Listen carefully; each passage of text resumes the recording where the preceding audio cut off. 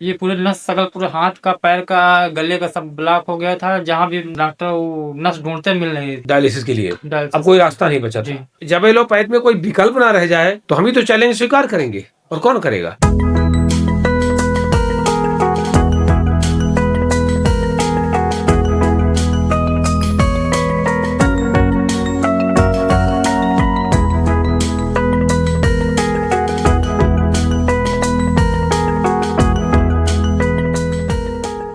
जब से मैंने चिकित्सा प्रारंभ की, सदैव मैंने चुनौतीपूर्ण केस स्वीकार किए हैं और गुरु कृपा और प्रभु राम जी की कृपा से हमेशा सफलता प्राप्त हुई है। कभी भय नहीं लगता, क्योंकि शास्त्र एक हमारा आधार है।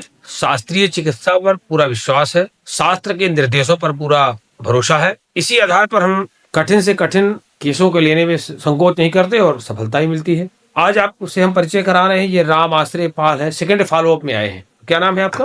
राम आश्रय पाल। और अब यही सारी कहानी अपनी बताएंगे। जब एलोपैथ में कोई विकल्प ना रह जाए तो हम ही तो चैलेंज स्वीकार करेंगे, और कौन करेगा। तो क्या नाम है बेटा तुम्हारा? राम आश्रय पाल। हाँ, पिताजी का नाम? श्री राम पाल। और कहाँ से आए हो? प्रयागराज। प्रयागराज में कहाँ से है? सल्लाहपुर प्रयागराज। सल्लाहपुर जी, बमरौली हवाई अड्डा है उसके पास। तो अब आप पूरी कहानी बताइए, कैसे आपको शुरुआत हुई? शुरुआत सर मेरी पैरों में स्वेलिंग आई। हाँ। स्वेलिंग आई तो मैं इसे क्लिनिक में थोड़ा बहुत दिखाता कि आराम नहीं मिला। फिर उसके बाद मैं स्वरूप रानी अपने यहाँ दिखाया। 34 साल उम्र है, 34 साल। विवाह हो गया? जी, एक बच्चा है। स्वरूप रानी में वहाँ किडनी की जांच वाच हुई तो वहाँ मालूम चला कि किडनी दोनों गड़बड़ है। अच्छा। जी। स्वरूप रानी जो गवर्नमेंट का है? जी। हाँ, फिर? तो वहाँ 1-2 महीना इलाज चला। क्रिएटिनिन 5-6 था, बढ़ते बढ़ते 8-9 हो गया। एलोपैथ से बढ़ते बढ़ते 8-9 हो गया। फिर उन्होंने डायलिसिस के लिए बोल दिया, डायलिसिस करवाए। ये सर अप्रैल से चली थी दिसंबर तक, जब यहाँ मैं आया हूँ। हाँ, तो 8 महीने चली डायलिसिस। हाँ। फिर उसके बाद नहीं आराम मिला, चला गया दिल्ली एम्स में। वहाँ डॉक्टर दिखाया तो वो बोले किडनी ट्रांसप्लांट करना पड़ेगा। तब हमारे पास इतना बजट भी नहीं था। उन्होंने बोल दिया 12-14 लाख रुपया लगेगा। तो फिर वहाँ हिम्मत छूट गई, फिर चले जाए। फिर यही स्वरूप रानी में ही डायलिसिस होती रही। फिर हमें किसी ने बताया कि चित्रकूट में चले जाओ, आयुष ग्राम चिकित्सालय है, एक बार वहाँ भी दिखा दो।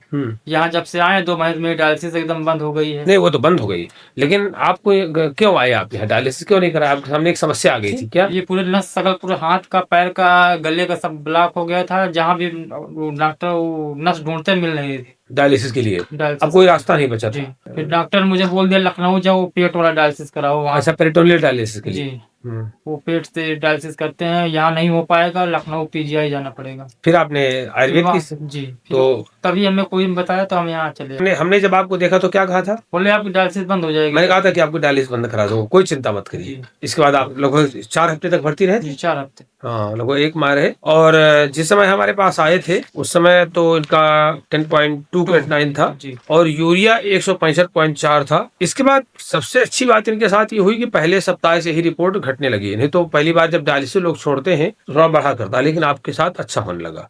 इसके बाद आप डिस्चार्ज होके चले गए 8.7 और 120.8 यूरिया पर। फिर फास्फोरस भी आपका 5.8 था और फिर 5.6 आ गया। आज आप फिर से आए हैं और पैथ काइंड की रिपोर्ट करा के आए हैं। पैथ काइंड वही प्रयागराज से करा के आए हैं। बहुत अच्छी रिपोर्ट आई है। यूरिया तो इनका पूरा नॉर्मल हो गया है। क्रिएटिनिन 7.76 है, यूरिक एसिड भी 7.2 है। बहुत अच्छी रिपोर्ट है। हेमोग्लोबिन 11.3 है। तो अब तो आपको लगता नहीं कि डायलिसिस की जरूरत पड़ती? जी नहीं। और डायलिसिस की जरूरत पड़ेगी भी तो करते क्या, क्योंकि अब कोई रास्ता नहीं था। जी। बताने का हमारा मतलब ये है कि उन परिस्थितियों में भी आयुर्वेद काम करता है जहां पर कहीं कोई सारे विकल्प समाप्त हो जाते हैं, कोई रास्ता नहीं मिलता है, वहां पर हम लोग खड़ा कर लेते हैं कि नहीं खड़ा कर लेते हैं। ये एक बहुत बड़ी बात है। नॉर्मल कर पाते हैं कि नहीं, लेकिन आज हम ये तो कर सकते हैं ना कि आपको हम विदाउट डायलिसिस लगभग 2 माह से आपको कंप्लीट किए हुए हैं। कोई दिक्कत नहीं है। नहीं। और लगातार यूरिया क्रिएटिनिन डाउन हो रहा है।